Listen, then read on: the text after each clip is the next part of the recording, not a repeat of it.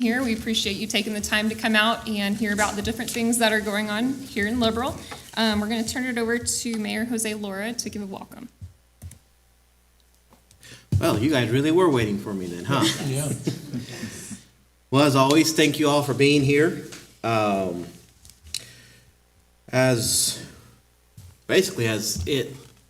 We've been working together on a bunch of different projects. Just as we were discussing this morning, it feels like we're always hitting a brick wall, that some projects aren't moving as fast as we would like, that other issues aren't getting done or resolved. But as we begin to have these quarterly meetings, it has become very apparent that the city is still doing a lot of things. We're getting a lot accomplished. Our big projects are moving along, or at least getting started, which is a big difference in what we've had before. So for my welcome, it's going to be thank you for being here. Thank you for being a voice in this. And thank you for being patient with us as well. Welcome, and please make sure you voice any of your concerns and any of your ideas. All right, thank you. So just an overview of what we're going to discuss tonight. We'll start off talking about our staff and our volunteers. We'll cover our city projects, things we've accomplished, things we're working on, and things that are coming up. We'll talk about how you can stay connected with what's going on and stay involved and educated on what it is that we're working on. And then at the end, we'll have questions and discussion on items that you'd like to discuss. If at any point during the presentations you have a question on something specific that we're talking about, please feel free to raise your hand, let us know. We're glad to answer those questions. So we'll start off with our people. You know, people are at the heart of everything that we do here, and we're really fortunate to have an amazing group of people not only employed by the city, but also that give their time so freely to us to help us with our initiatives. So among those who started with us over this last quarter, we have Commissioner Matt Landry. He was voted in November, and so he began with us as a commissioner in January, and he's been a great addition to the team. We did create a new position, which Scarlett Disker will be stepping into. She's currently our finance director, and she will become our new compliance and innovation director. Scarlett has a lot of experience in being able to take a close look at processes and diving into numbers and diving into books and seeing what it is that we can do to better optimize the services and the revenues that we're generating to be able to provide the services that we do. She's also going to be looking at compliance, making sure that our processes and procedures are compliant with everything that we need to be meeting.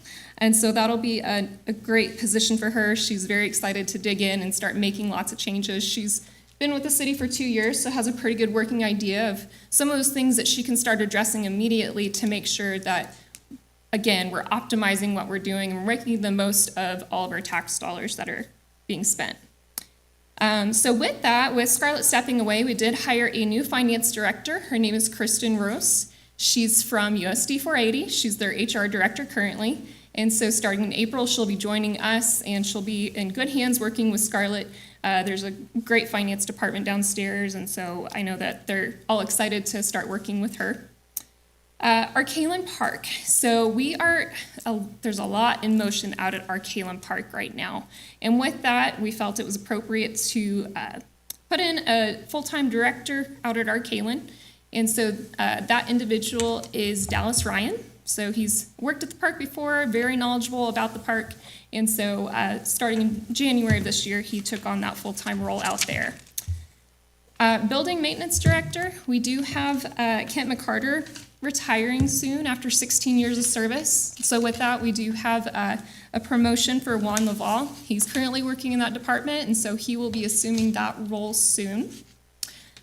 We've done a lot of proactive work around training our employees, and so with that, we do have 30 individuals across the different departments of the city who are attending the supervisory leadership training put on by KU. There's members of the county as well as some of the other entities that are attending that.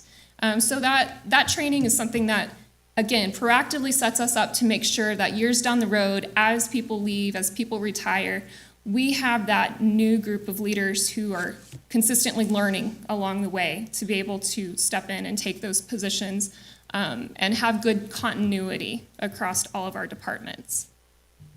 Our Mid-America Air Museum Advisory Board has been restarted. We have 2 members of the MAM Foundation who are on that, and then we did appoint, our city commissioners appointed 7 new individuals to that board. Those individuals are Lydia Gray, Connie Bowman, Dr. Ryan Farrar, Matthew Finn, Tracy King, Mark Marcellus, and Austin Downs. Each of them had really unique experiences and education around the aviation field and lots of specific interests that we felt would really serve the community well as we look to enhance our Mid-America Air Museum, which is one of the largest in the country. You know, it's one of those things that we really want to be proud of and be able to really showcase Liberal and the best of our history. And so we're extremely thankful for those volunteers who are taking the time to do that. Being on those boards really does make a difference in what we do as a city and our activities. And finally, our Comprehensive Plan Steering Committee. So we started the process of our comprehensive plan back in January, and part of that plan requires us to do a lot of community engagement that we then have to come back and dissect and digest and extrapolate ideas from. And so with that, we have a 44-member steering committee, very diverse across our community, made up of people from all different sectors, all different areas of town, who will be helping us to review, be able to refine, and then put forth and help with that final plan that we present to our city commission to approve and adopt for our 10-year plan. So we thank those individuals for their time. It's something that we certainly couldn't do without them, and just appreciate all of that community support that we have there. So what's important about this is I'm not a big fan of the 10 and 20-year plans, because what usually happens is the 44 of us get in a room and we put a bunch of papers on the wall and we write a bunch of great ideas, and then we pay the engineer firm or Wichita State $90,000 and they give us a book about this thick, and we all leave really inspired, and then it goes on my desk, and then after about 3 months it goes in a drawer, and after about 2 more months it goes on a shelf and it sits there for 18 years. So this plan will have short-term goals built in to keep us on track and to keep us moving forward, as opposed to a traditional comprehensive plan that just gives a big broad stroke of something that's, this is what we want it to look like in 20 years, but doesn't give us any practical application of how to get there. Okay. All right, so moving into some of our projects. Some completed projects that we've been able to work on over the last quarter. Our airport runway lighting was completed. This replaced all of the runway lighting with LEDs, which made a tremendous difference, something that was truly needed, and so we did get that completed. It was one of those projects that they came to us and said, we want to do this during December, and we said, there are a lot of people who are traveling during the holidays. We want to make sure people can, get to their families can get to them. And so we did delay that a bit to make sure that we kept that open through the holidays. And so we did get that reopened and restarted in February. Our 2024 street chip seal is pretty well completed. We have identified that Western Avenue is an area that will need to be added. So that is something that you will be seeing this year. We completed the northeast quadrant of town, but Western Avenue from 15th all the way down to US 54 is an area that really does need to be maintained and resurfaced at this point in time. So we'll be working on that. General Welch Boulevard, lots of concrete through that entire section. We have a lot of heavy commercial vehicles that use that roadway. So that was one that was also replaced and is looking a lot better. RHID for our Tuno edition in South Liberal, somewhat complete, close. We did have a little bit of an issue with just being able to get that process going because of public notifications, and there were some issues there, but we'll be really close to getting that completed, and with that addition, which is going to be on the south side of Liberal, kind of if you know where McCrae Boulevard wraps around over behind Standard Supply near Larrabee Road. There's an entire section there that will be developed with multiple neighborhoods, and that will provide approximately 47 new houses to our market. So we're very, very fortunate to have those developers involved in that process. They're doing an excellent job. So again, another big need for us that we're continuing to address. 8 of those lots will be developed as multifamily, which is a huge, huge gap that the city has. So whether it's triplexes or quadplexes, the agreement was that 8 of the 47 lots have to be developed as multifamily residences. The rest can be single family, or whatever Edgar chooses, Manny chooses to build is up to him, but those 8 lots have to be dedicated for multiple families. Okay. Which is a big deal for the school and for the college. Lots of single teachers, lots of folks who need 1-bedroom or 2-bedroom apartments, and if you try to go out and find one in Liberal, good luck, because everything is full. So, that's a big deal for us to get some of that stuff in place. And for reference, over the last 10 years or so, we had been adding 10 new homes a year. I mean, that was our speed. But to have these 47 new, and we've got other additions on the north end of town as well as the east side of town that have been growing very rapidly. So that's exciting to see. That's great for everybody. Some additional projects completed. The Recreation Center here has had a lot of building updates as we've continued to go through the building and add new services. Some of those updates were a golf simulator, which is over across the hallway here. There's a shooting simulator. We did add an employee wellness center that is for our employees and their families.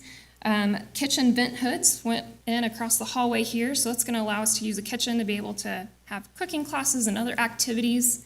And then we did complete the indoor batting cages, which are in, if you're familiar with this building, the old gym for South Middle School. So all those activities are now up and running. Those have been completed. Our really big new addition to the rec and the services they provide is the dance team. We currently, in our first kind of phase of this whole project, our finance director, Scarlett, helped to recruit someone into that position to help teach. We have about 100 students, 100 kids who are signed up for that program. So that shows you just how much that was truly missed in the community, how much it's needed, and how much it is appreciated that we have that now. And so those classes started this week. They have a great new space here to be able to use for that. And it's something that, again, it's one of those quality of life pieces that really makes a difference for those families and their kids. The Rise Above Academy is another service provided by the Rec Center.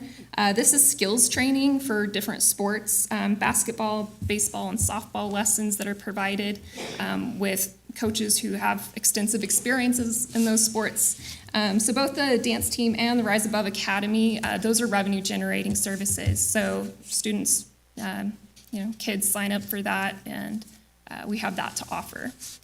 They've been extremely popular as well.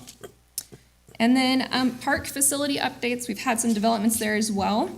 Mahurin Park and Blue Bonnet both got new playground equipment. That was funded in part by a grant. So if you haven't seen those, Mahurin is a nice, large, new playground, something that was truly needed and something that families have really been enjoying, especially as the weather's finally warmed up a little bit. We did install new lighting over at McCray Park. If you haven't seen that at night, those are solar lights that they dim to about 30%, and then as people get closer, they are motion activated, and so those brighten up. And so people who are walking through that park later on in the evening as the sun's setting have that safe, well-lit area to be able to enjoy. That was a project that the citizenship class from 22 brought to us that they came up with, and the 23 class never brought us a community project, but the 22 class did, so we finally got those installed. But, And then one of the latest new additions was over at our 15th Street baseball complex, we did have batting cages added out there. So that's a new structure that's been added, something that was very much needed, especially as some of those teams practice over there. So, And that facility was 100% paid for with the grant.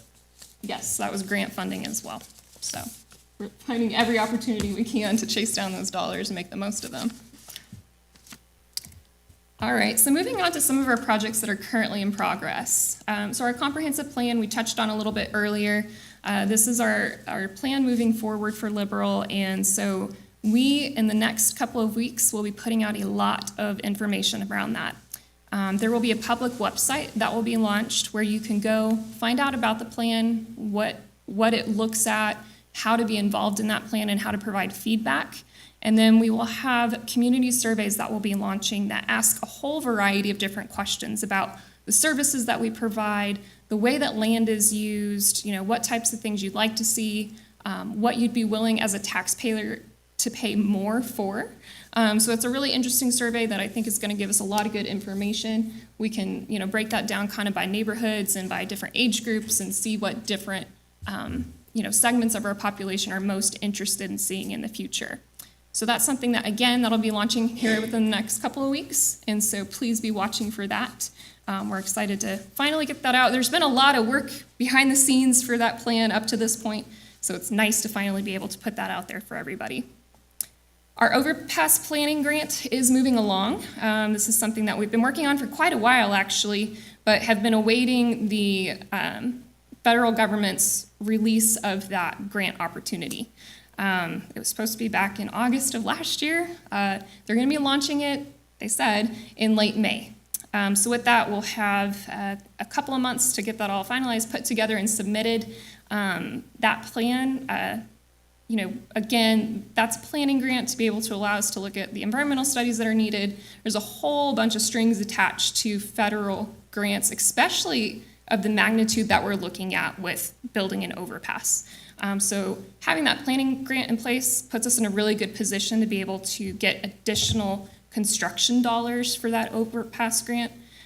So that's something that, again, we've been working with PEC. They helped us with our initial concept plans, and they have experience in being able to do some of these components. So we'll be working closely with them. We will also be applying at the same time for Build Kansas funds, which would allow us to find matching dollars that have been put aside by the state of Kansas to be able to help us with bipartisan infrastructure law grants that we apply for. So instead of us having to provide 20% of that full match, we do have those dollars that we can apply for to be able to help with our local match, saving us some money along the way as well. Our enterprise fleet management, so the city has about 97 vehicles in our fleet, ranging across all different departments of the city. And if you've seen some of them on the roads, they're pretty close to antiques. I think our oldest dates back to 1995. It's great to see that they have run for as long as they have and been well maintained, but there are some drawbacks to that. Employee safety, without backup cameras and anti-lock brakes and some of the more modern features that vehicles have now, our employees are driving without those, and that's not the best situation to put them in. The operating costs for some of those vehicles, because they are so fuel inefficient because of their age, really increases the operating cost, as well as we do have those maintenance costs associated with keeping those things running. And finally, having this management service will allow them to take a look at our vehicle valuations so that, we're gonna have newer vehicles, but as those vehicles begin to age and, they get a couple years down the road, they're gonna be able to continue to watch the valuations of those to be able to tell us when it's the best time to get in and to trade in that vehicle for a different model. They help with they help with the outfitting of all of those, making sure that they're equipped for everything that they do need. So just being able to right size our fleet, make sure that our departments have what they truly need to work with. It's an exciting opportunity, something I know staff are really, really interested in having happen as well. So this is gonna be about a 3-year process as we roll through the 97 vehicles. Pretty significant upfront cost, but once it starts rolling, a lot of the hardware, the outfitting will be able to be transferred to subsequent models, things that we have to buy now that we won't have to buy again And in addition to everything else that she said, it's really about a professionalism standpoint. We have our employees out driving clunkers, and honestly, it makes us look like a second-rate city when you got a 95 GMC with 295,000 miles on it. That's, our bless their heart, our mechanics have done a wonderful job of keeping those things on the road, but eventually spending $1,000 to keep a $1,200 truck on the road a year just doesn't make sense anymore. So I was really shocked when we went through yesterday and started looking at odometer readings, and then I was told that we bought some of these trucks with 150,000 miles on them already, so we haven't made the best purchasing decisions in the past.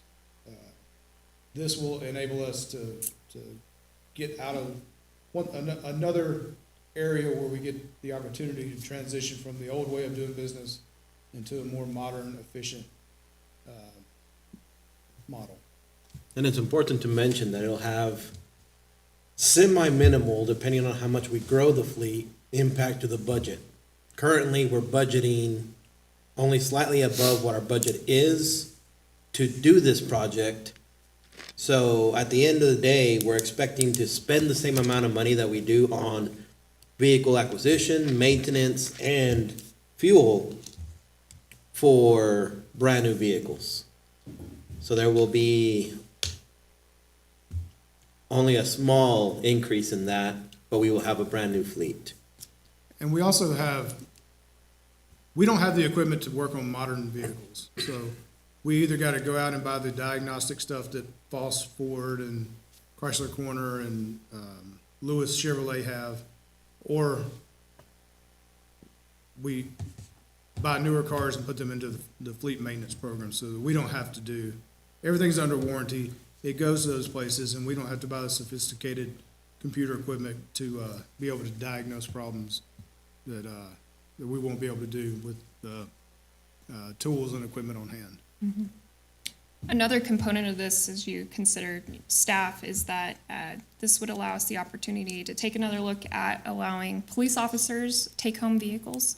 That's something that is a great recruiting tool, something that also, as you see those parked in residential neighborhoods, I think helps everyone to feel an extra layer of security seeing those out in their neighborhoods. So, water line replacements continue to occur. We were able to really recruit some excellent staff recently who have a little bit more expertise in being able to do some of that work, and so we were able to keep some of this in-house, which greatly reduced our costs. So the water department's been doing an excellent job getting those repairs and replacements done. And then finally, our airport terminal. So we are working on, and it's going to take a couple of years, but we're working with the FAA currently. There is a grant out there that allows us to build a new parking lot for the airport as well as a new terminal. So we're in the phase currently of having those environmental studies done. As with anything, you've got to turn over every rock that you find to make sure that everything is as it should be. So those studies are currently occurring. Again, it's something that our terminal, once it's completed, is going to about double in size. There will be space for restaurant, franchise, or local to be able to go into that space. So something, again, tremendous grant, something that we've worked on for quite a bit. We've been working with Lochner as our consultants on that. So that project's moving along well, too. So the expectation is parking lot this year, terminal next year.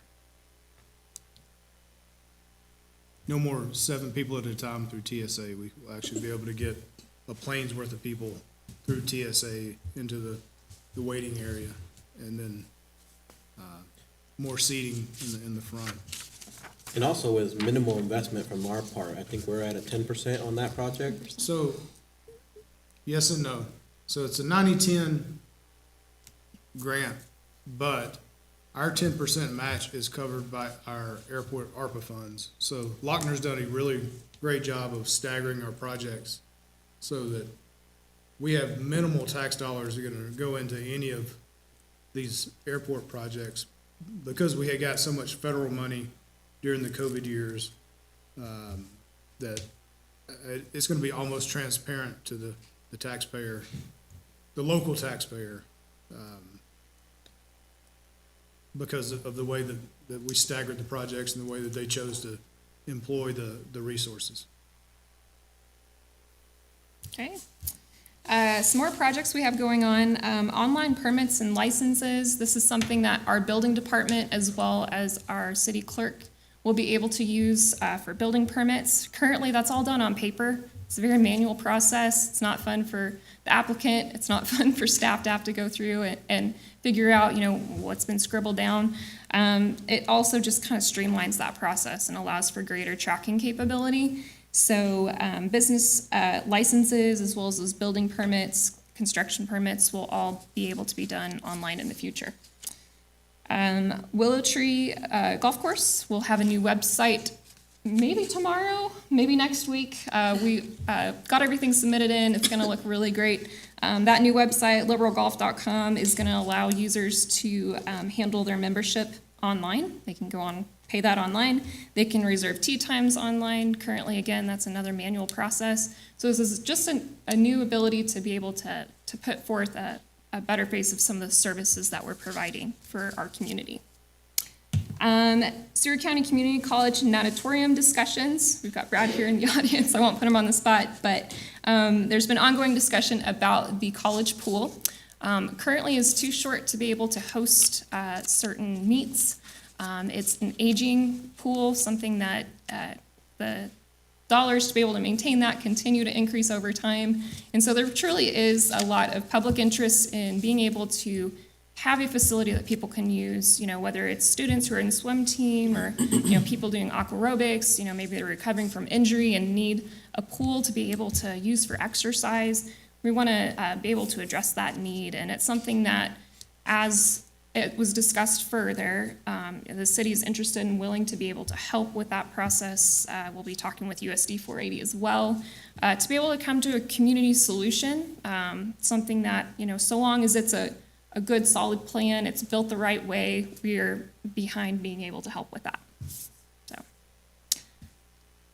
we wouldn't be taking on ongoing operation, but we would be helping with the process of getting that started and built. We're more than happy to help the college get started and give them the stipend. All right, so, Hey, but really on that, so, because I talked to the president of the Board of Education today, I really think that this is a great example of the collaboration between the taxing entities that we haven't seen in the past. And it's oftentimes each entity had its own agenda, but this is something that I think that, at least we haven't brought the county in yet, but between the college, the city, and the school district, we all kind of have a common vision of something that we believe is good for the community, that's a need for the community, and that we're all willing to work toward. okay. Animal ordinances and pet registration. So Liberal has an issue with strays and roaming animals. I think we've all seen it. It's continued to be a problem. It's very much something that is on the owner to take care of, but something that, we spend a lot of tax dollars, being able to transport animals, finding places for them. And so it's something that I think our whole community sees as a need. We did put out public surveys about our issues and asked the public to help us brainstorm ideas for improving that. And one of the most common responses that we found was that people felt like those owners needed to be held accountable, not only for making sure that their pets were well contained, but they were vaccinated as well. With that, it's easy to want that, but there's got to be a process behind that, right? You want to hold people accountable, but if you don't know who that pet belongs to and you don't know if it's vaccinated, how can you hold someone accountable, right? So with that, we've looked at our animal ordinances and have some proposed changes that we'll be taking to the commission. Pet registration is something that's extremely popular and been well used in other communities for a very long time. By registering your pet, making sure that there are up-to-date vaccinations, you're not only helping that pet make sure they're staying on track with their health needs, but you're protecting the community from all sorts of different issues there. But you're also allowing those pets, you know, if they're registered, they're tagged, we know, you know, who they belong to, we can reunite them with their owner a lot faster. So really, everyone benefits from that process. So we will be looking at that, putting more information out about that and what that entails for pet owners, for owners of cats and dogs here in city limits. So this is an absolute hornet's nest, just Yes. to be very frank. Once we kick this thing, we're gonna get stung, and stung pretty hard. Our animal control and police department do the very best they can to keep up with, what they have. You know, we have 3 animal control officers, we could probably use 10. We have exceptionally irresponsible pet owners. There are people who, when they go to work in the morning, they open their front door, kick the dogs out, and the dogs come back at dark. You know, Miss Isaac was working in her yard one day and I don't know if it was a pit or it was something big, just came up and jumped on her shoulders. And we also have a huge problem with spade and neutering, which is only making the problem worse because there's more. Our shelter, you know, I often say I've never been to an orphanage, but I can't imagine a sadder place than the back of our animal shelter. Just to see those unwanted or neglected animals is absolutely heartbreaking. We were able last year to become, because of placement and rescues, a no-kill, we got qualified as a no-kill shelter. I don't think we'll be able to make that mark this year because we're just always over capacity. So, this is gonna make a lot of people angry. People are gonna think it's invasive. You know, there's limits to the number of animals that you can have, and we got people who got 16 cats sitting in their house. So, or they got 12 dogs in the backyard, and, you know, that's clearly against city ordinance. It's clearly against, common sense, to be honest. So, this is gonna be, I'll tell y'all, this is gonna be very rough as we roll this out, but you know, Steve's done a great job working with Tara at the animal shelter to get something on paper that's codified that we can enforce. The city attorney or city prosecutor, the municipal judge, the police chief, animal control director are all on board with the document that's been drafted. So if you take care of your pets, it's not a big deal. If you're somebody who doesn't take care of their pets, we're gonna have some uncomfortable conversations. Okay. All right. Got a lot of projects in progress right now. We're extremely busy. So another slide here.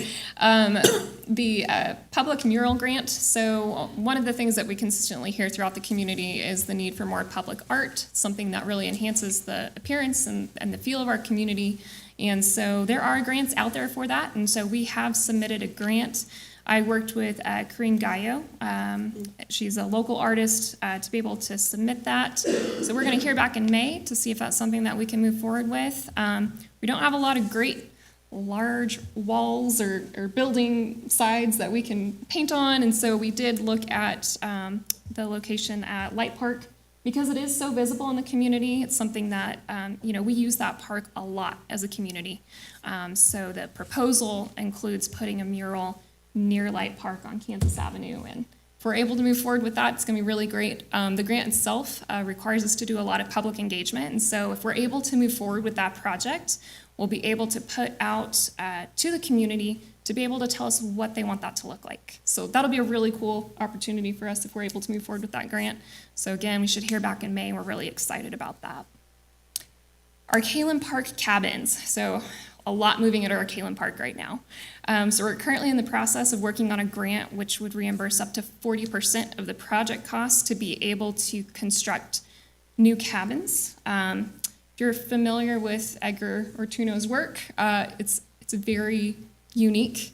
It's very eye-catching. And so we felt that, in order to really market Arkalin and to really be able to create something unique in our area, having cabins that allowed people who don't want to sleep on the ground but can't afford an RV the opportunity to go out, connect with nature. It's an excellent opportunity to be able to take your family out, do something a little bit different. as well as attract people who are traveling across the country looking specifically for those unique lodging experiences.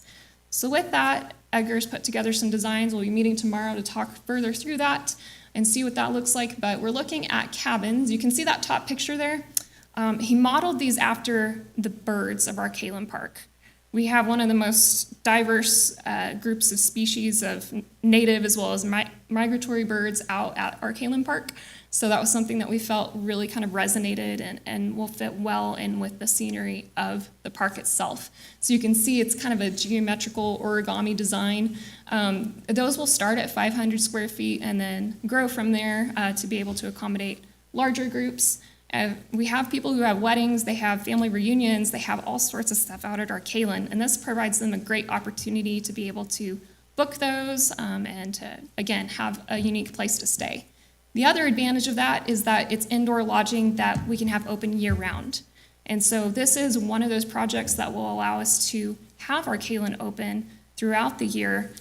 Lots of people want to go maybe in the fall. We've never really truly experienced all 4 seasons at our Kalen Park.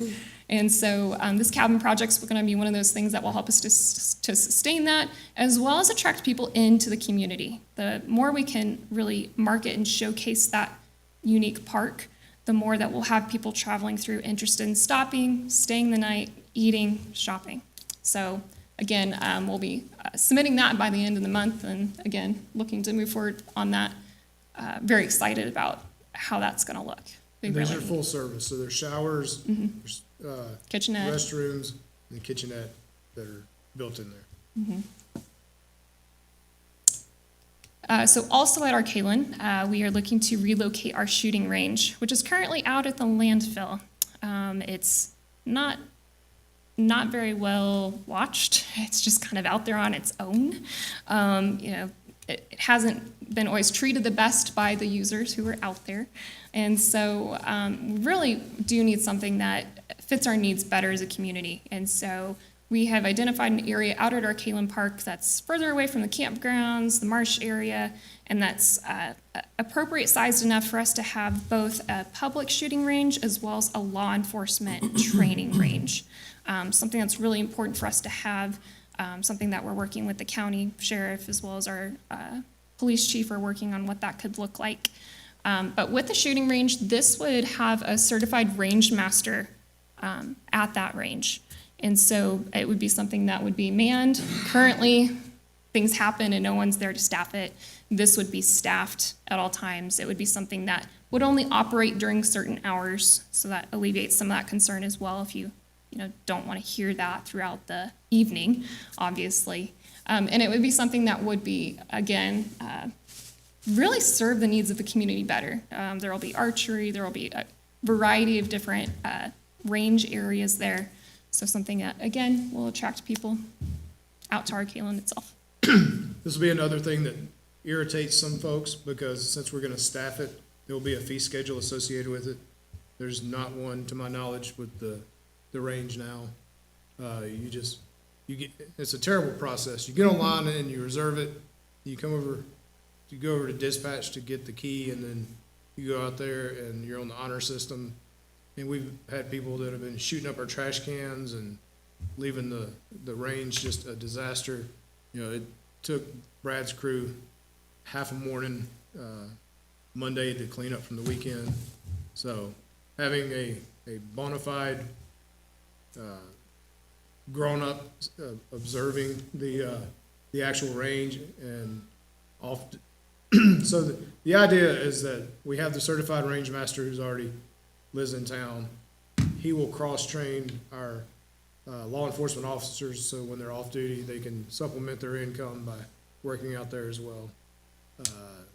And another opportunity for collaboration between the city and the county, sheriff's office and the police department, to build that training facility out there to really enhance our ability to police more professionally, be more tactically proficient, but also provide the civilians a first-class facility to shoot your rifle. They haven't sold me on the 1,000-yard shot yet, but this is going to be some pretty long targets on some, the archery, the pistol range. I think there's one other that I'm forgetting, but, another great thing about this is a lot of the hardware that the buildings that have to go out there are buildings the city has on hand that are currently not in use but can be moved. So that's gonna greatly cut down on a lot of the expenses and we relocated when you guys, they voted on the design, contract last week. Since then, we went out and we changed the location of the range, which will probably cut that design cost in half, because it's just so much easier where it is now versus where it was originally slated to go. But this will be very exciting, and hopefully, you know, by summertime, we can have folks out there shooting. Yeah. Part of that also is with that indoor facility, we'll have a force option simulator, which we currently have with the police department. It helps them train, kind of like a glorified video game, but it's an excellent training for our officers, and so we're looking to put that out there as well. So the downtown parking survey. It was brought to our kind of attention that there were a lot of businesses in town who were interested in seeing downtown develop in a different way. And with that, the proposal was that we would create angled parking downtown, about 3 or 4 blocks downtown. So with that, you know, there's been a lot of community discussion about that, lots of different concepts that have been looked at and what that could be. So because we want to make sure that we're doing the best to fit the needs of the entire community, we have reached out with a survey that allows individuals to tell, one, whether they want to change or not, and two, of all the possible scenarios that could happen if that change is supported, which option has the most benefit. Or if you're not in favor of it, which one do you dislike the least? So that survey currently has more than 460 responses. It's open for another several weeks, and so if you haven't taken that, please do. We really, truly want to hear from everyone. You're able to enter free text on there to tell us exactly why you do or don't support it, things that you feel like we need to consider. You know, we've certainly heard about the trains, we've heard about first responder access, so we definitely, you know, again, want to hear those different ideas and get a really true idea of what it is that we can do to best support in either direction. So really, you know, for us, it's all about engaging the public, making sure that we are collecting the best information that we can then hand to our city commissioners to be able to make an informed decision on. So our current comprehensive plan that we roughly, when we dusted it off and read it again, called for growth to the north and to the west, which is what we've seen. Did not call for any major changes downtown. So the major changes downtown have kind of been set aside. So as we go through the new comprehensive plan, if downtown is a focus area, then that'll help us shift the focus. I don't know what it is today. Yesterday, it was 52, 48, 4 changing parking downtown. I'm not sure that is a significant enough number, and I think it's falling within the margin of error where we're almost at a stalemate. So more to follow on this, but I think that we're a long way from making a decision. But when we do, the idea is that we have a lot of data and that we can I can justify my recommendation to them and they can justify their vote to the public, whichever way that they choose to go. So there's no one lined up to revamp the parking downtown tonight. I mean, we're talking, I believe the survey closes April 10th, and then we've got analysis after that. It is a $70,000 experiment to change the parking downtown, and up to now, I haven't been able to justify asking for $70,000 for an experiment that I'm not entirely sure, which obviously about half the community doesn't want. So we'll get the data, we'll do the analysis, we'll make a recommendation to the commission, and we'll go from there. So, but please, please, please take the survey. Please, please, please pick one of the three options in number 5. And then if you really hate everything, tell us in number 6, that's fine, but please pick one in number 5. Yes. Yep, because where it's at now, on the voting side, I have a hard time voting yes if we're not above 60% of the community takes a survey saying yes. But I'm also not in favor of scrapping the idea if we don't have at least 60% voting no. So if it stays in the middle, that means the community is, like you said, it's a stalemate. I'm not in favor of scrapping the idea because there's not enough to say no, but I'm not in favor of moving forward just yet because there's not enough to say yes. So it's very important you take that survey, get as many people, whether you like it or not, whether they like it or not. What matters is your opinion gets put out there. The larger that number is, the better it's going to be, and the easier our decision will be. And just so you know, our software does track IP address, so don't sit there and take the survey. That's what I was 55 just gonna mention. And we can't, we don't have the information to see who voted, but our survey company does have the ability to see if they feel like there's some, issues there with people voting repeatedly, so. Several months ago, when we did the logo poll, we had one guy sit at the computer and just pick his logo that he had designed over and over and over. Completely threw off the results. So we've changed software now. So it's one person, one computer, one vote, I guess we could say. And so that is available on our website, as well as we have been posting it to our social media channels. So please do, again, take that survey if you haven't. Exciting new project, something that is, a really large-scale project that will have a great benefit over time is our solar energy project. So we have signed an agreement with Solar Grids here in town. They're a local company that will provide local service for us on 4 different buildings. So City Hall, our rec center here, our police department, and then our wastewater treatment plant. We will be moving to install solar energy on those buildings. The return on investment for that is at 15 years, and the warranty for those panels is 25 years. So we're looking at positive cash flow after, really, when you think about it, with a 40-year lifespan, that's a great opportunity to be able to have that positive cash flow and offset the operation costs for those buildings. Over the 40-year lifespan of those panels, we're looking at about $16 million in positive cash flow. So it's one of those things, we're always going to have electricity, and it's not likely that these 4 buildings are going to be moved somewhere else in the near future. So definitely a good investment for us, and it does allow us to take advantage of tax credits, energy tax credits, as a form of direct pay to offset some of that cost. About 30% of that cost is offset. So again, something that other communities have moved to doing this, something that brings us into the new century a little bit and allows us to, again, stretch our dollars and make sure that our operational costs are effective. It also makes us more competitive for the federal grants. The way the bipartisan infrastructure law is structured, we're in an awful spot as a community because of our population. Many of the grants are for populations 10,000 and below. Many are for 50,000 and above. There's not many that fit into the 20,000 person category. So anything that we can do to make ourselves more competitive for these federal dollars, or federal and state dollars, is going to be helpful. And we've been asked in the past, what are we doing for climate control or to mitigate climate change?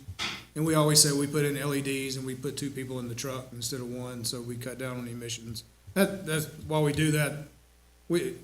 We did that because it's cheaper to have LEDs and it's cheaper to have 2 folks riding in the truck as opposed to 1. We didn't necessarily do it to help the environment. We did it because it was smart money-wise. But this is actually something that does both things. The savings generated will pay the loan amount per year, maybe even starting as early as this year. When we won't have a payment until 25, but the forecast is that we'll be able to continue to make,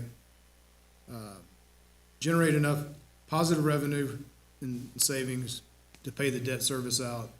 And once we hit about 14 years and 7 months, I believe, is when the panels are paid off, and then we have 25 years left of life out of those panels to continue to generate positive revenue. And hopefully get a whole bunch of federal money. Yes. All right. One, because this was brought to my attention today. Sunray Solar Grids is a local company. Typically, when we bid projects, especially something of this scale, we seek multiple bidders. There was one company in our city that does this service on this scale that was qualified to perform the project.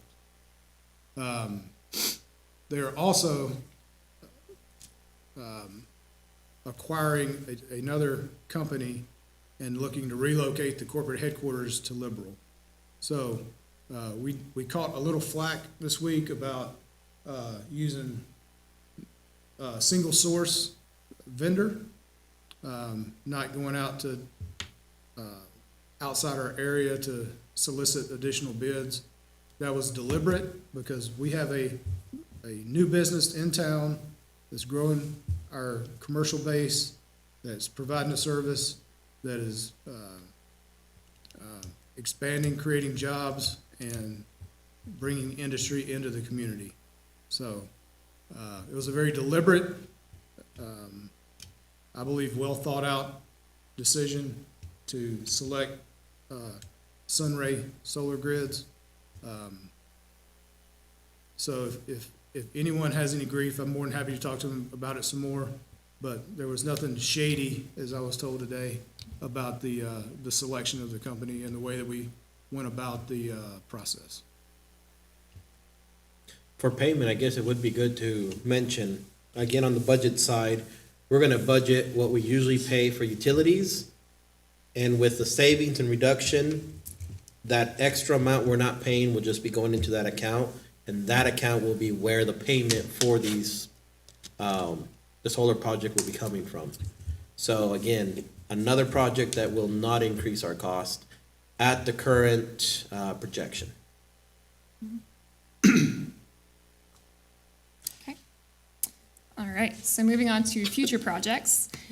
So the communications department, currently it's our joint communications department between the city and the county. 911 service is located on a second story over near the county buildings. Not a great place if you've got natural disasters, which do happen in our area. And so there's been ongoing conversations and looking at our partnership to be able to find a better place for our communications department. So we feel that better place is here in this building. This is an extremely sturdy building with concrete roof. So we are in the process still currently of getting those bids to be able to get a real idea of what that cost is going to be so that we can move forward with that project. So again, we're working very closely with the county on that. Something that really is needed for the safety of those employees as well as the ability for us to respond to those emergencies when they do occur. And as a safety part, it'll be in this building, but without a map, you won't be able to find it. So it's not going to be in the direct access of normal public, because chances are you'll get lost here right now anyway. But it will be hidden off in a corner, so it won't be anywhere that the general public can just freely access them. It's only accessible from the exterior of the building. There's egress points from on the inside, so in case there was an emergency, the employees could get out, but no one can get into the facility from any place other than the one door that's on the outside. Once again, another opportunity for the city and county to collaborate and do something right, and work together. Okay, splash pad. I don't know if Steve's here if you want to talk any further on this, but currently McCray Pool is not getting a lot of use. maybe 12 people a week. It's an aging pool, something that, again, isn't being utilized very well by the community. And so when we see those things in our community, we want to say, well, what is it that we could do instead? You know, we don't want to just take something away without something to put back in its place. And so splash pads are something that are popular. It's not something that you have to man, something that's freely accessible for the community and really great for kids especially. And so on the south side of town, you know, they're further away from our swimming pool. This is a great area for us to be able to install a splash pad. So we're looking at doing that here over by McCray Pool. So that's a project that we've been able to look at a couple of others in the area and get a good idea of what we would want that to look like. Make sure that it's a fun, exciting, vibrant space for kids to enjoy. So more to come on that. We have, There's two. yeah. Two, So, yes, there's Mahuron one- as well. One of Mahuron, one here.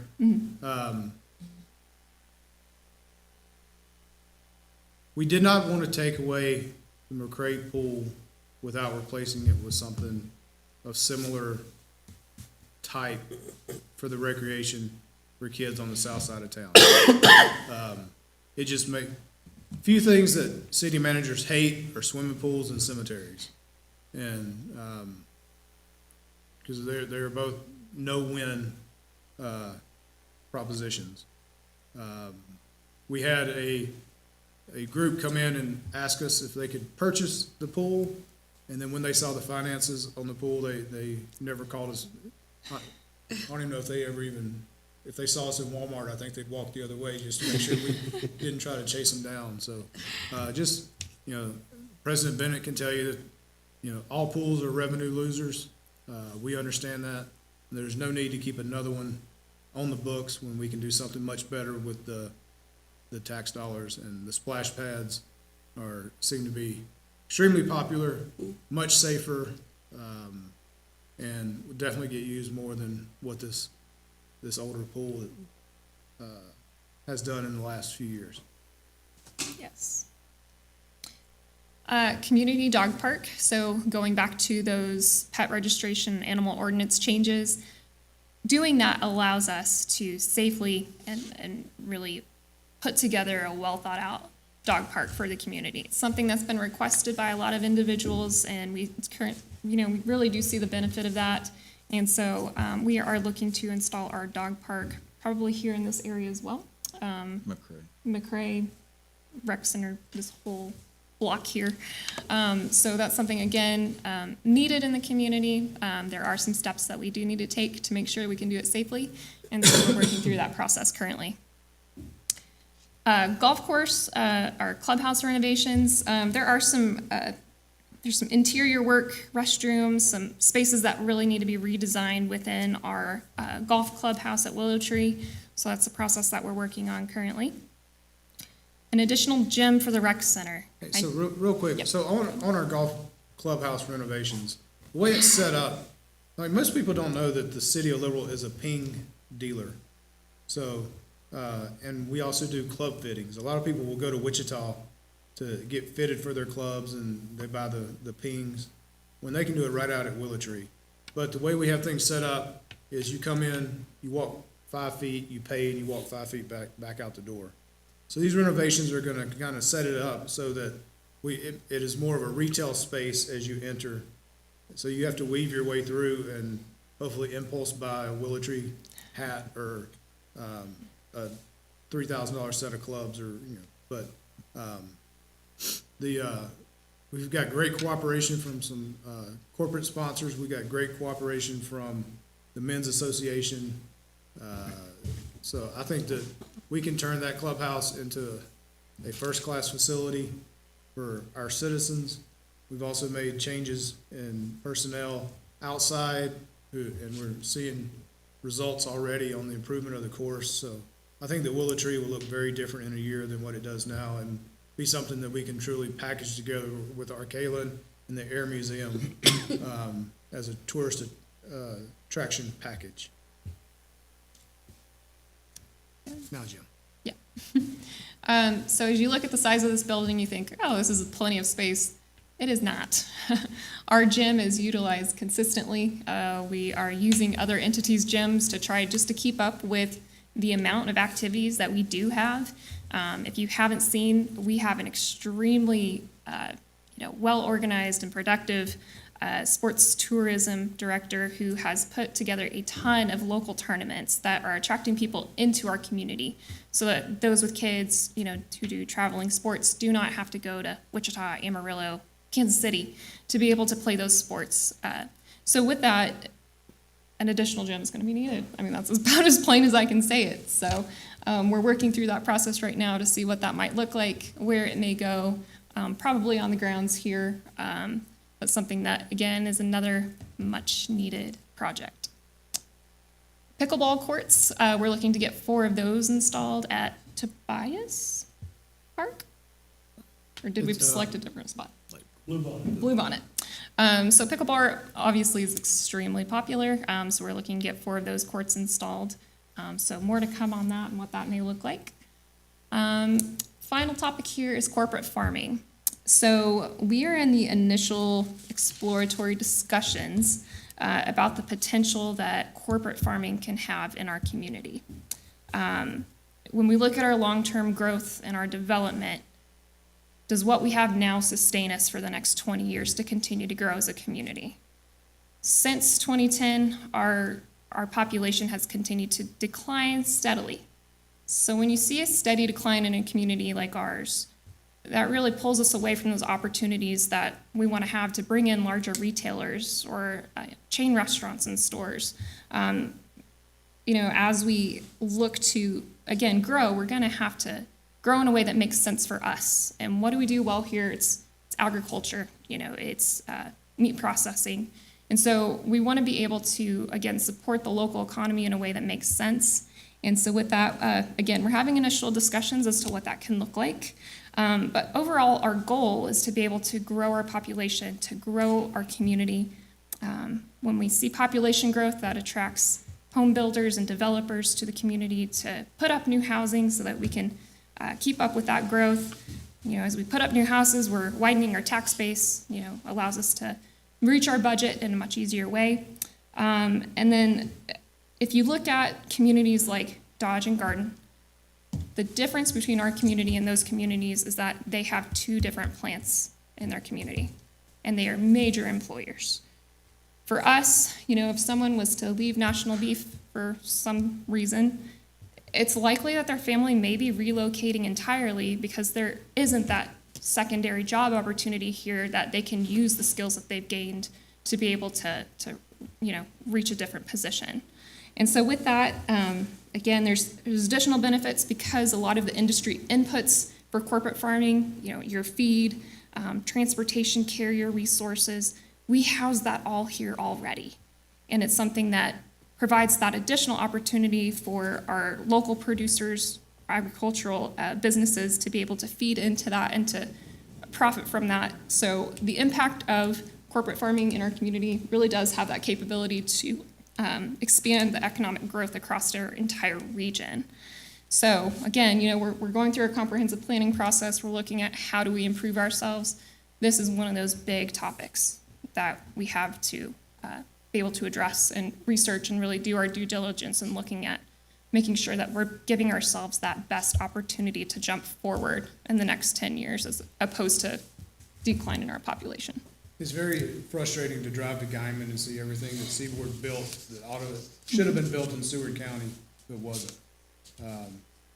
Would have been a complete game changer for our community had all that expansion been done here. And we have companies that are willing to come here. We've just got to work to educate the population, make sure that they're making decisions based on fact and not feeling, and nicely said, we can't NIMBY this if we really want the community to grow. They're not in my backyard, folks. We're gonna have to let some stuff in our backyard that we may or may not really be in love with, but Boeing, GM, Amazon, they're not coming here. But we know how to process, we know how to transport, we know how to grow.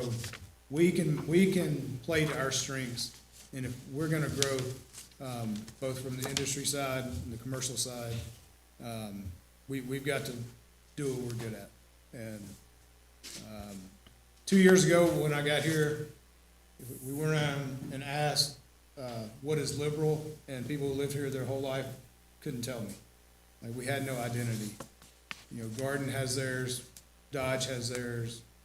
We don't have ours, and it's about time that we embrace what we really are, which is a ag-based community, and we start working to capitalize on that. Okay. All right. So we do appreciate this time. We appreciate having you go to audience here today, as well as people watching online. So I want to share just a few ways to continue to stay connected. While we do these town halls quarterly, there's a whole lot that happens in between, and we certainly want our community to be involved and to know what's going on, make sure that we're putting the right information out there and sharing the right information. So ways to stay connected with us, we have our city commission meetings, of course, on Tuesdays, 5:30, the second and fourth Tuesday.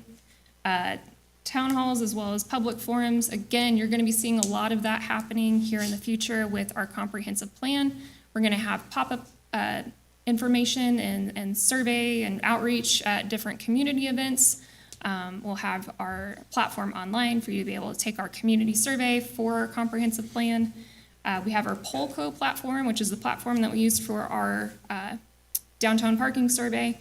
We do put other surveys out there, and so that is another opportunity for you to weigh in. We do truly want to hear from everyone and get different perspectives, and so we encourage you to take advantage of that.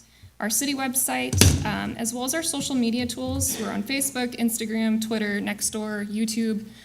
The more that we can put that right information out there, the less we have to battle the misinformation that can sometimes come from social media. So if you would be so kind as to like, follow, and then share our posts. We do, really feel proud of the work that we do as a community here at the city. And so being able to put that out there further so that people really have that knowledge of how it is that we're growing really is something that benefits us all. So with that, we'll turn over for questions, discussions, items that you would like our leadership to be able to hear about that we can help address.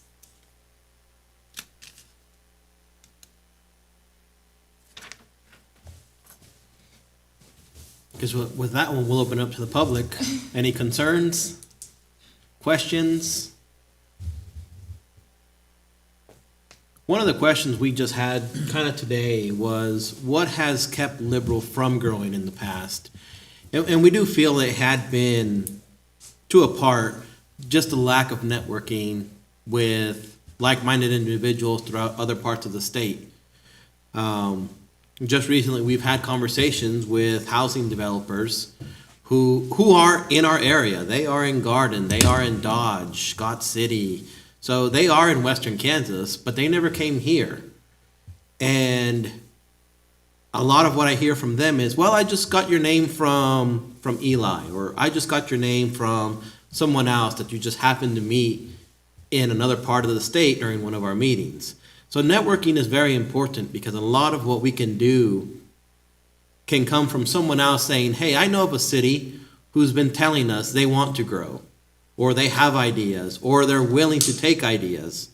And so that's one of the things we can definitely look forward to in the future if we continue to avoid the isolationism that Liberal is known for. So that's kind of one of my goals to continue to be out there and just to meet and network with more people that will be coming in here.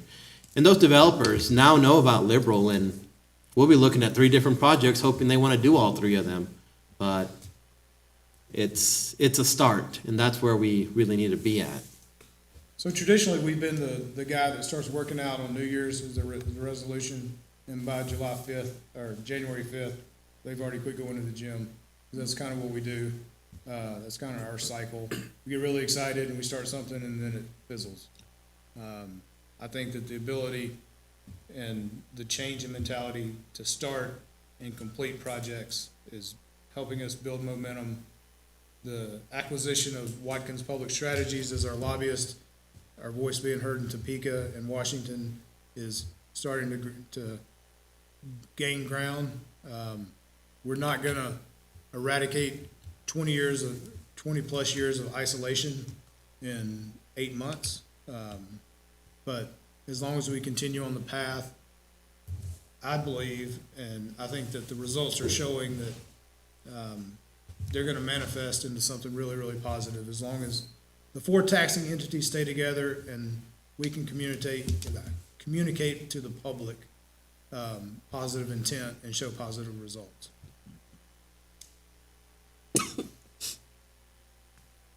So I don't let the staff leave without asking at least 3 questions, so, we're gonna shut the door, and I'm kidding. I won't do that to you, but, questions or comments? One thing we have had questions about, is the 6 Points intersection. So tomorrow there will be a public official meeting with KDOT where they're going to inform us what they are going to do. This is a process that they led, it's their dollars, it's ultimately gonna be their decision as to what they do at the 6 Points intersection. So we'll be looking to find some more information out about that tomorrow. It's been a long process. They did engage our community. We hope that what they select is reflective of what our community wants. So there will be more to come on that. What's the time and place of that? That one is for, I think it's by invite. it's for public elected officials, I believe. Yeah, it's in my it's, own it's at the county building, but it's not a public meeting. It's what? It's not a public meeting. Oh, okay. It's for the elected officials and the administrators. So we get a preview before y'all start beating us up about what KDOT decided. I'm sure that they'll make an announcement shortly, hopefully shortly after tomorrow. Yes, sir, in the back. With all the stuff going on in our feeling, where do you see the city grazing grass? So we took a very small portion of the grazing area out of the new lease. I think that the grazing association area, I don't believe it was touched. There was just parts of the park that we had to take away. I don't know that it was more than 30 or 40 acres that we probably reappropriated. So I don't think it would be a significant difference. Have we made any progress on the leasing of that yet? Yeah, Has so, our attorney determined what to do with it? yeah, we're signing the lease tomorrow, Okay.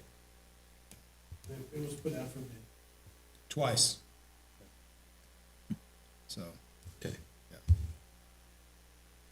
I had, people are kind of scared to come to these meetings. I had a young lady ask me today about something she would like to get done. She's not real comfortable coming to this, so I'll just bring it to you guys. And she would like to see a walking path around Harrison Circle Park. It's like one of the parks that doesn't have anything around. Right. And a lot of those neighborhood people go there, and there's no walking. It's a good point. It's a great That's idea. true. Just the street. And we want people to know, if you've got a concern, a complaint, we will address it. And we'll address it within a couple of days. We're not gonna put you on the back burner, even if you're a habitual complainer. We're still gonna address your complaints and look at it and see if we can find a solution. to Brad's point, there's a spot over on, is it North Holly or South, or by MacArthur Elementary, where there's a really sharp curve, but no sidewalk. It was really dangerous as the little kids crossed the street and then had to walk in the street to get around the corner. Someone brought it to our attention, and we went in and we poured a sidewalk so that they could stay out of that kind of danger area. So those things like she just mentioned and things like that are things we do pay attention to, and we do take action on, as quickly as we can when they're feasible. And there's a lot of problems with public seas that we don't see on a daily basis. We don't know that they're there unless you bring them to us. I mean, we can't be everywhere at once. But if you let us know, we will address them.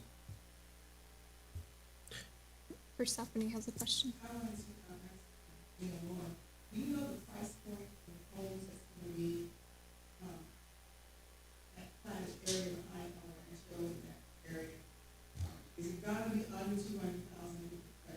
No. We are, we're in a blue collar. Is there plans to have something more affordable, which means that I can still eat and take the kids and my clothes and my groceries? Anything that's north of 150, or less than 200? So the ones going east are hoping to be under the 200 price point, but the ones going north and south will both be above 250. Except for we did stipulate for the ones going south that they need 8 of those lots to be multifamily homes. So those should be more rent accessible. As well as the developers we're speaking to are hoping to turn over some areas that are going to bring in studio homes, well, studio apartments. So we are trying to find a way to price point everybody. Now, you may not be able to buy, but hopefully you might be able to rent. So we are working on trying to get some of everything. But as far as how to make housing above or below 200 or even 150, that is almost non-existent in new builds right now. There is another discussion for other areas that are going to be in kind of like mobile home areas that could potentially bring in some kind of modular home for a lower price point. But those are still in the discussion phase. It'd be about 1.5 years out before anything got started on those, between construction to finish. So, I mean, at the end of the day, there's about 10 different projects we're talking about, but only 2 of them are official, and those 2 are above 250. So the reason why I asked that question, I wanted to, because of the working, I'll classify it as the working poor, but it's a blue collar area, is that how can we as a community find collaboration so that everybody experiences American dream? You're gonna have to rent, you gotta say something, but what can we do? I've been doing a lot of research on tiny homes, not just the little ones, but these under 850 feet, 900 feet. So that's a part of the American dream for someone, so that they own it versus renting. One of the things I discovered when I was running for office is that when I was knocking on doors, the person that I thought lived there, 10 people have lived there before they did, so there was not a real address. And then what becomes problematic, when people don't own property, they lease property, and something, nature happens, the house burns down, they have no insurance. The owner is insured, but the renter is not insured. And maybe they shouldn't have gotten renter's insurance, but I'm just longing for the day that we can get some great minds together and find out how we can really build affordable housing. Because for some people, 200,000 is not affordable. The first, and trust me, I've been working on 2 years trying to figure that one out. The first issue would be finding the developer. Yeah. Once you find a developer who's willing to work on that, and they do exist, there are nonprofits that can work into that process, and I am trying to find them. They exist in the bigger cities, and there are some that specify specifically that they will work in rural USA. And that's what I'm trying to find now. If we can bring them in, those usually become a housing association that we can fund, or as well as with state dollars, where they can come in, and at that point you're just going to eat whatever you give them, and they are forcing the price down. But then you have that other issue that once we do that with a few houses, you will have parts of the community, which is why self-help was somewhat removed, that won't like the fact that you're bringing in 800 square foot homes, but technically selling them under the value. And so there's also lots of problems, but my current goal right now is to find a nonprofit that's willing to come into Liberal to help us with that kind of housing. You know, having said that, you know, we continue to work with, you know, development folks, and you know, we're having ongoing current discussions with, you know, a range of development that we hope to bring to Liberal. It's been a moving target, but it's something we've never stopped working on, and we will continue to work on it. We have found some developers who are interested in looking at smaller lot sizes and smaller home sizes. But they're in their stage where this is an idea of theirs, this isn't something they've done in the past. So we're all going into it as novice. And that's not where we need to be. We need an expert to come in that has already done this so they can bring us the paperwork that we can go, okay, this is how we do it. We can change our ordinance to match this and move forward. But sadly, all of our homegrown stuff, we're all novice at it. And that's where that nonprofit could probably come in and help because they've worked with multiple entities and can give us a guideline of how to restructure our ordinances to allow those small homes, small lots, and that situation to happen. So if you find a developer, the answer is yes. Now what do you need? I mean, we're really at that point. And we've got to eradicate affordable housing from our vocabulary, because that doesn't exist anymore. The modular homes he talked about, we saw some models that are about 735 square feet, 2-bedroom, 1 bath for, I believe, 135 to 155. And I think that those would sell as fast as they could put them up. We also have some containerized homes, houses built out of shipping containers. 2 of those should be in town in the next couple months to go on display. We'll have to do a little rezoning to figure out where we would put those, but that would substantially drop the cost, and give people. Single wide mobile homes are at 110 right now, the new ones. Yes. 2-bedroom. I know it's probably a fight to it, but if something like that happens, I know we can't, what I've seen happen in small towns is that comes in, person with deep pockets to buy it all, and then rent them. The goal is home ownership, not renting. I don't know whether that's the way that you can prevent it, it gives people some pride in what they're doing, what they own something. But that seems to be, everything is owned by somebody else, and then it's rented out, and never becomes theirs. Yeah, I think the most effective way to grow housing is to have the county supplement the builder force. Don't run. We would welcome that additional help. Yeah. Yeah. Yes, sir. I've heard comments on the implied question of the new parking lot on 7th Street backing into main traffic, which 7th Street's a major thoroughfare, east-west, and the kind of the why have a parking lot that backs into traffic. It'll be a good experiment for us to see if there's any increase in it's a good experiment to see if there'll be any increase in accidents from that, even if we were to make any move on ours. There's already angle parking on 7th Street. It's been there for 35 years.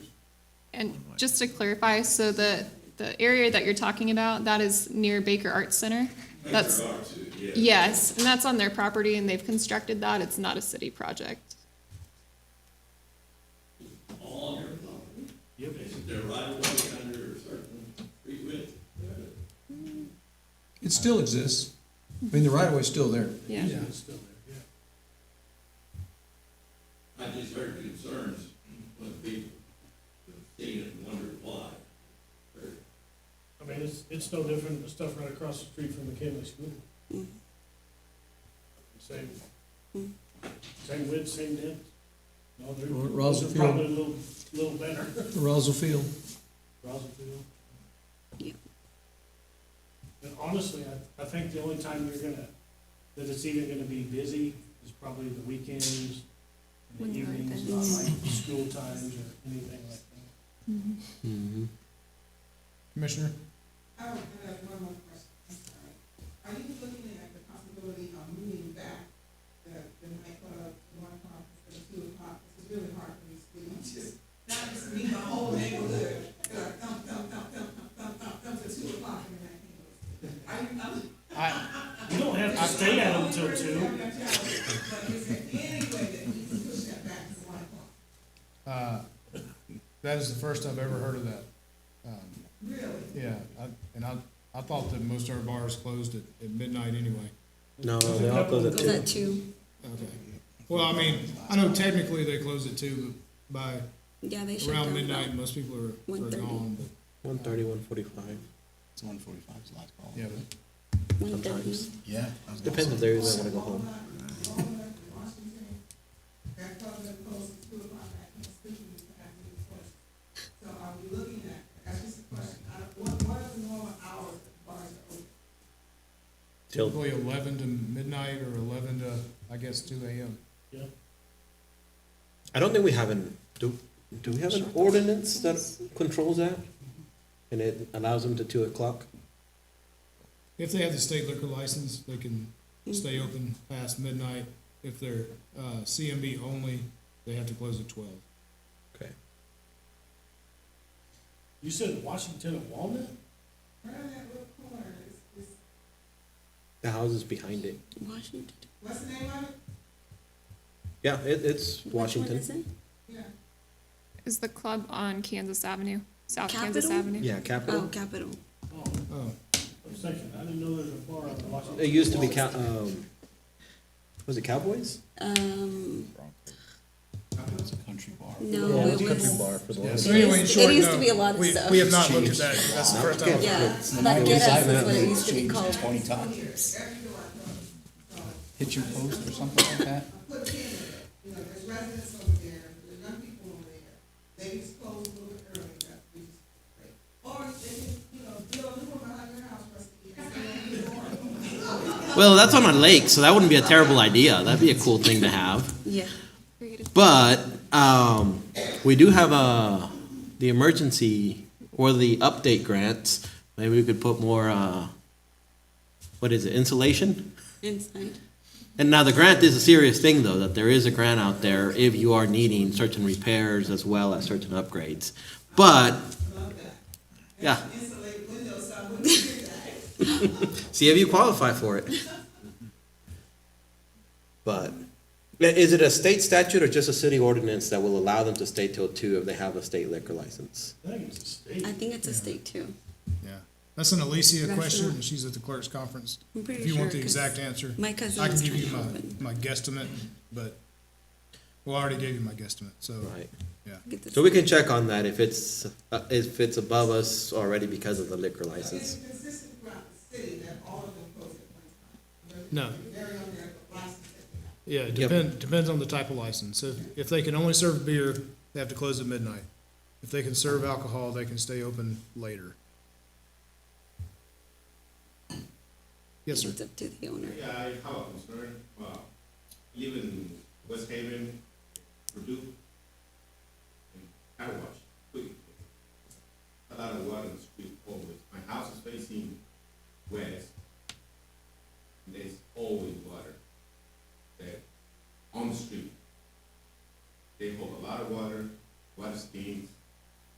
They bring a lot of mosquitoes, they bring a lot of flies, a lot of trash. The dumpster right there by the alley. Actually, I got pictures.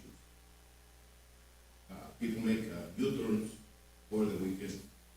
Get on my front yard, is making that U-turn, something that we can do about.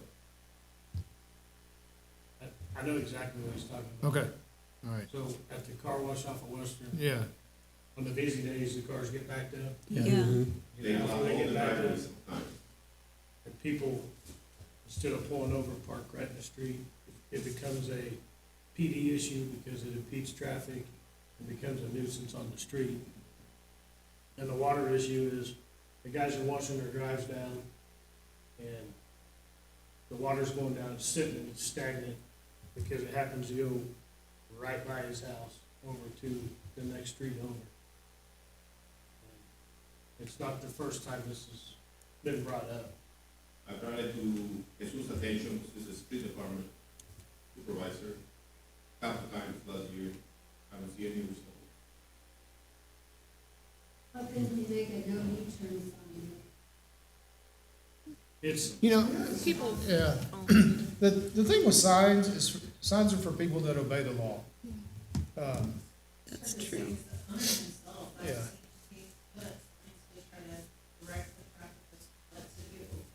like you and I see a no U-turn sign, and we're not gonna U-turn. But people who don't care about the law, they're gonna U-turn anyway.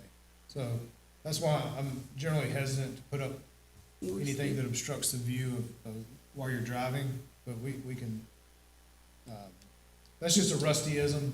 That's not a city policy. It's just, I've always been hesitant, like the slow down children playing, the warning speed zone, all that stuff is really for people, those of us who already obey the law, not so much those who are not concerned with others, but we'll definitely look.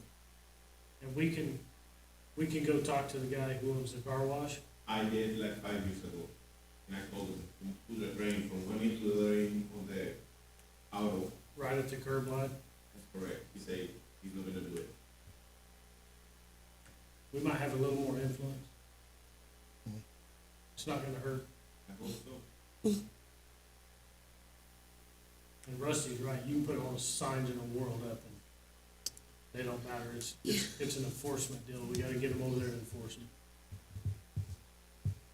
Cause I've seen those cars backed up that way, down Rouse Ford, out on Western That's Street. another thing. Sometimes, I mean, I go somewhere else to wash my own vehicle, Yeah, and it's water always there.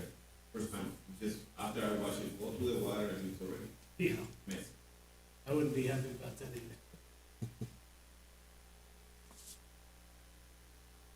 I'll talk to the code guys in the morning and we'll go visit with them. See if they'll cooperate a little bit. See if there's anything about commercial runoff. Okay. All right. What are some businesses we're looking for that are not food and retail? So,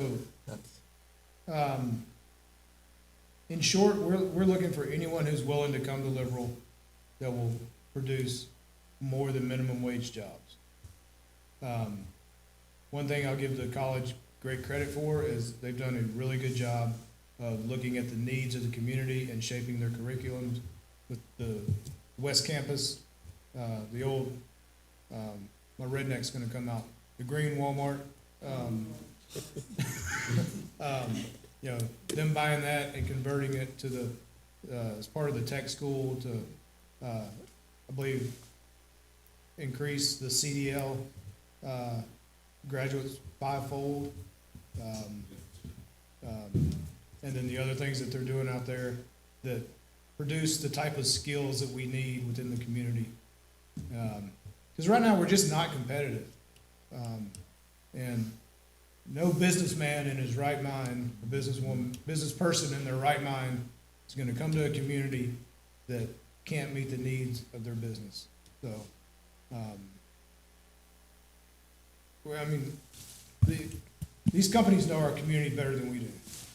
I mean, they spend millions to make sure they know that when they come to Liberal, that they're gonna be a success, or their probability of success is there. So it's very difficult for us to target anything in particular with the, with what we have on hand as far as workforce goes now. We're just losing everybody.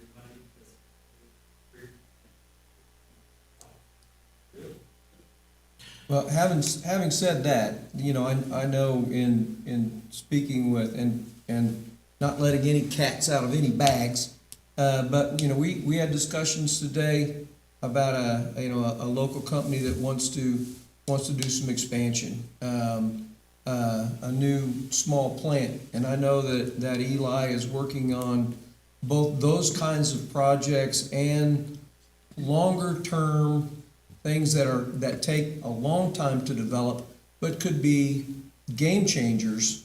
So I mean, that kind of work goes on constantly, and I think you'll see, you know, incremental growth here and there. I mean, stuff that's sort of homegrown. That, you know, I mean, you're talking about folks that are making, you know, substantial investments in, and then of course you see National Beef. I mean, how many millions of dollars have they put into that plant with expansion and things like that? So, you know, why you know, you don't see Toyota and those kind of companies coming, there is growth going on and activity going on nearly a daily basis, so. And I'm not gonna, this is not intended to bash another entity, but it begins with education. President Bennett will tell you, he gets a lot of students that come to his college that are on an 8th grade level in math, science, and English. And instead of educating them at the college level, he's educating them at the high school level. And we're just not, that's something that directed toward the Board of Education, that's their problem. But that is a huge limiting factor on what we can and cannot have as far as growth in the city. And it takes a lot of us working together to make sure that we look better on paper. When you look at, you can go online and you can see that our population has declined. You can see that the percentage of individuals with a bachelor's degree or higher is extremely low compared to other areas of the state. These are the things that people look for. Those developers are going to look at that. Those business industries are going to look at that. And, our unemployment's typically around 2%. We need to look better on paper, and we need to work together to make sure that we are resolving that so that we can be more attractive. We have a lot of great natural resources, and we have a great location, but there is more that we can do in developing our population and those skill sets to help be more attractive to them. Much for those businesses, like we did for housing developers, our first question to them, if they go, well, we're interested in liberal, is yes, and how much, and what do you need? And in most cases, if they know that, they've already done most of their homework before they're even going to talk to us. That being said, to get a lot of these other companies, whether it's mid-size, small size, and I'll talk about the small business homegrown stuff here in a little bit, but it's going to go back to your network. If we don't, both as a commission, city leadership, county commission, and even college president, they all have different connections in different areas where we can say, we're kind of missing something specific, but I think we can house it. My thoughts are like to the level of credit card processing. Goodland. Goodland has a MasterCard and Visa credit card processing business there with about 20 employees, I think. 10 to 20. That would work here. We now have fiber, we have water, we have a few amenities, and people can drive at least an hour to get anything else they need, or 2 hours if they want to go to a city. Maybe 3, I forget. Yeah, you want to go to Wichita. So at least 3 to 4 hours, Amarillo or Wichita. But we can start targeting that. But we've only just in the last 2 years developed that infrastructure to even house that kind of business. So it's letting people know, hey, we can do that now. So they have to know, and then once they know, they have to know how to get a hold of us. And Liberal, again, did have a good renown for when you go and talk to the city, you're not going to get an answer or a favorable answer. So that's changed now. That's not how it happens anymore. And it's going to be reaching out to any of those businesses. Now, back to the homegrown. The SCDC has done a great job in developing that small business where they have incubator grants, some network, Kansas grants. And so if you're a small independent that wants to start something, whether it's a mechanic shop or a small electric store, anything that you're kind of looking into in growing or developing as an entrepreneur, you can talk to them, and there is plenty of financial options to kind of begin that process. And you can go to them with well, I don't know what to do, but can you guide me? So we can grow our own, and those actually stay longer and are a little bit healthier for the community because they're going to need employees from here. They're going to grow, they're going to stay, they're going to buy those $250,000 homes and hopefully sell their $150,000 home. So that's more organic. But those other bigger ones, it's happening. And when they come here, they have 10 or 20 jobs, so you don't really get a lot of fanfare either. I believe the old building where KVK is, and then next door to that, you've got some good businesses there that are more advanced than what you on a day-to-day think, but our homegrown businesses, we're running out of space, which is our next true problem. Is one of those big businesses come in, where do we go? Well, Highway 54 in Kansas is kind of maxed out, and some of it's empty, but the owners don't want to do anything with it. So that's another problem we're trying to address, so we have some frontage for some of these businesses. April? We have to sell ourselves. Mhm.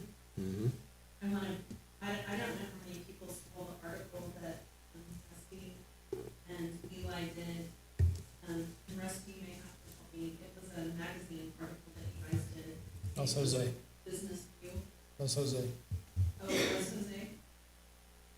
I sent you, It was, I thought it was you and Eli, Was it? that was Eli then. but it did a phenomenal Okay. job. Then I'll take Take credit. credit. Yeah, I'll take credit. Oh, the three of us were in. No, it's all three. Yeah. Me too. Just kidding. But it described our Yeah, I was there too. I was there. And what we have done right so many times, and especially like Haley touched on in her presentation earlier, is we have to put the information out there on social media that can be shared, that's positive. Because so many times, the negative is what is shared instead of what we're doing right. If anybody's heard President Bennett, what brought him to our community and what brought him back to our community. There's reasons why some of us have spent our whole life here and what this community means to us, but we don't do a good job of telling our story and the positives that we have and the things that we can live off of. Instead, we let the negatives breathe loud and clear. And I love what he said about putting it out on social media and us sharing business, educating. But just like this magazine, I happen to be just searching for something and came across it, and I was like, ooh, Rusty and Eli did a phenomenal job at how many people actually saw that article. I don't know. Great thing that we should share, and I think we did it back in 2020. But it was just really good article about the community and the long-term strategic plan and the vision. I mean, I believe as a community as a whole, between our taxing entities now, we have a better vision than we've had in a long time together, is supporting each other and collaborating. I feel like, and I hope that we do that, because something else for us, is get excited and then we seem to have no follow through. And we've got to keep pushing each other along and holding each other accountable to have that follow through so that we are bringing our vision to fruition. I'll get off my soapbox. No, I agree. I had someone tell me the other day, I mean, the biggest problem liberal has now is a self-esteem issue. Where when we think about ourselves, we think about the negatives, and we forget that currently we're almost out of space on Kansas because a lot of those empty buildings are beginning to be filled with new businesses. And they're all homegrown businesses that are either growing, expanding, or just beginning. So, And I don't think people even know what all we do have to offer. You know, my niece and nephew came to visit for spring break, and my sister-in-law wanted to know if my mom could take my niece somewhere to shop. And my mom called me. A lot of people think that we don't have areas to shop because we lost some JCPenney's, we lost some things, but there are homegrown shops that you talked about, places that we can key in on that do offer stuff, but a lot of people don't even know what we have to offer in our own community. I think you're the one who said it, those businesses that are looking to come here probably know more about our community than we do. Because we live here every day and we don't think about the story and what we offer. mhm.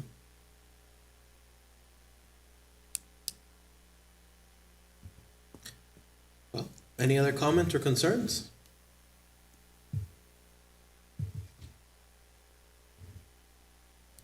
You guys Think- have done a great job and I'd love to see all the projects that you have in place. Wow. There's another project that didn't get mentioned, but I just got the email a reminder for potential turf on some of the softball or baseball fields. That's gonna be another cooperation between USD 480 and the city. still in conversations, but it's another little project we can put up there that hopefully, I mean, if National's watching right now, give us a call because we need to talk. But it's still conversations that are being had that just haven't been had in the past. So things are still moving along. We're moving forward. And I think this is a good sign to show that we've worked hard, and this is everybody, the commission, the leadership, and the other boards as well, to turn Liberal into a community of yes, or yes, we'll try and see where we can go, instead of it just being a no. I think that was my closing speech. Anybody else have something? I think for me, the most part, when we first started, because I think all three, we started together, I think we've accomplished a lot of the goals. One of our goals was to increase communication with the community, which I think the commission has done a really good job of being transparent, of providing a lot of communication through press releases. Now we're lucky and fortunate to have Keely, who gives the information, even puts detailed information about all of our commission meetings. We have local media partnerships with La Mexicana, KSCB. You guys are always on Monday with the mayor. So it's pretty exciting that I feel like we build bridges with the community, and I feel like we do have more communication, more networking. But now, as far as another goal, and I don't know if it's more of a personal goal or everybody is, but I talked about the importance of educating our community about, unfortunately, we're starting to see an increase in tainted drugs, fentanyl. So that's something that I'm still very passionate about, and I know the Liberal Police Department, the Sheriff's Department, Seward County Attorney's Office is all on board. It's something that we're not just seeing here in Liberal Seward County, but all of Southwest Kansas. But I do really think we need to put a priority on there because we care about our community. We want our community to be safe, and it's just scary as a mother, and I'm sure we're all worried, but I just think of it like through my personal lens. You know, my son is 8 years old, and kids get influenced easily. And so it's conversations that we need to have, and we may not have a solution at the moment, but if we can just continue the education and continue having these conversations, if we can just save one life, we're doing our job. But I would just like to see more of the continued education efforts. I've had several agencies reach out to me. They've seen our Facebook Lives. We've done Facebook Lives with law enforcement, local law enforcement here, and they're offering to even give us funding to be able to do something on a larger platform. But I'm just excited we're barely starting. It's just the beginning of, I know back then we used to have DARE. I don't think we have it anymore, and it really does make a difference. Having just conversations makes a huge difference. So that's a priority for me at the moment. Yeah, I think we've talked plenty and talked about a lot of different topics. Thank you for coming and thank you for participating. All right. Anything from city staff? Mayor gets the last word. Anything else from city staff? Any last words from the public? No? Again, thank you all for coming. Hopefully, well, not hopefully, we will continue to have these. I don't know if quarterly is the best, but I mean, if we're getting that many things every quarter, that's amazing, and we can continue to do quarterly. But once again, our goal is to be as transparent as possible, to have as much information from the public and to the public as possible. So thank you all for coming, and please don't hesitate to call City Hall or any one of us with any concerns, and hopefully we'll have an answer for you. Thank you all.